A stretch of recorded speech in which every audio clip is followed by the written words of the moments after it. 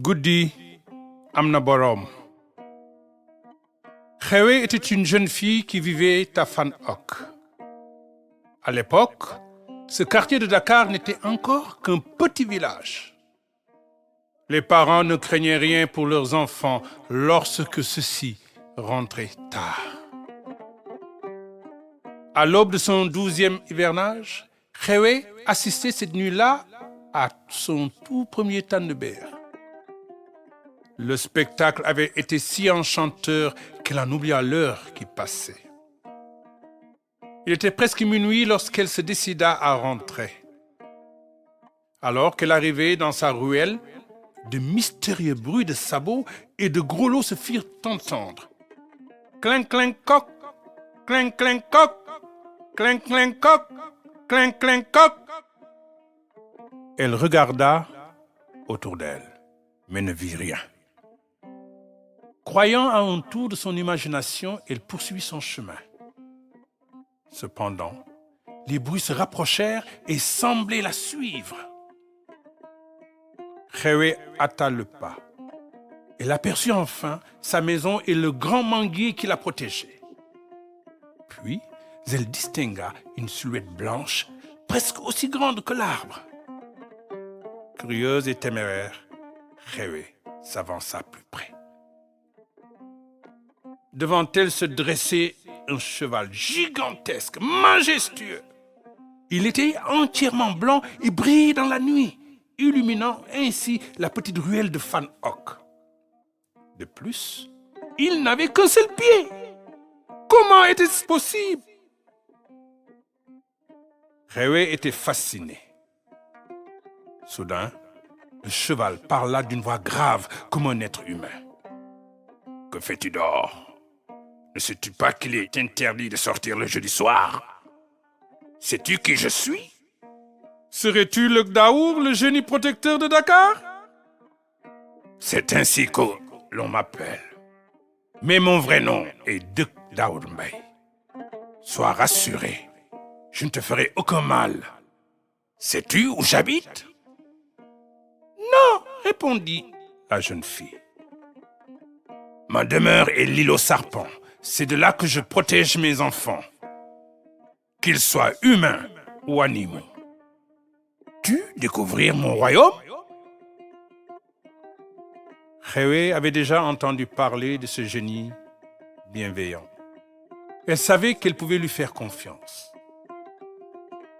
Émerveillée, elle grimpa sur le dos de l'immense cheval et s'accrocha à son épaisse crinière.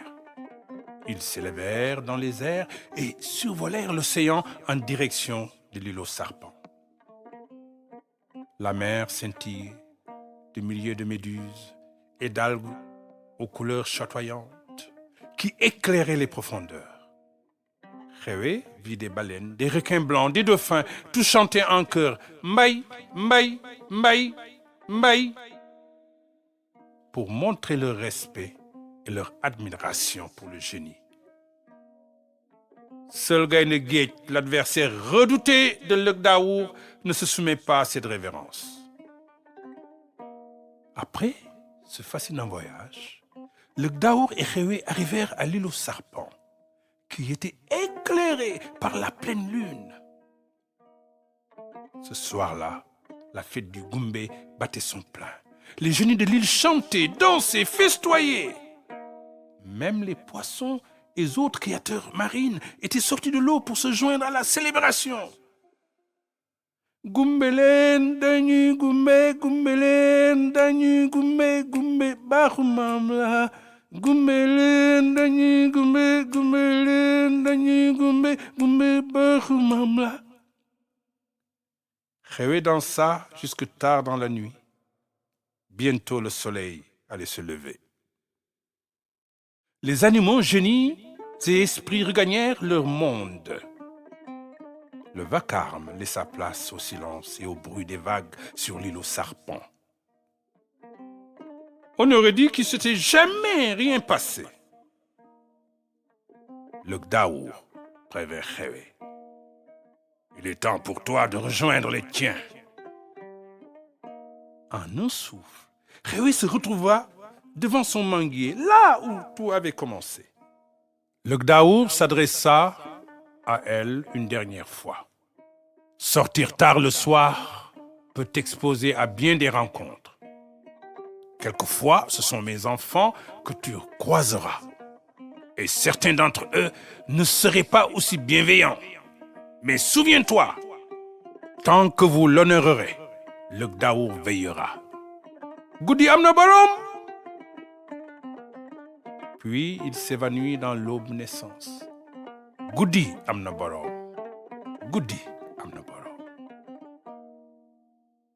Khewé répéta les derniers mots de le Gdaour comme pour les graver dans son cœur. Puis s'engouffra dans sa maison.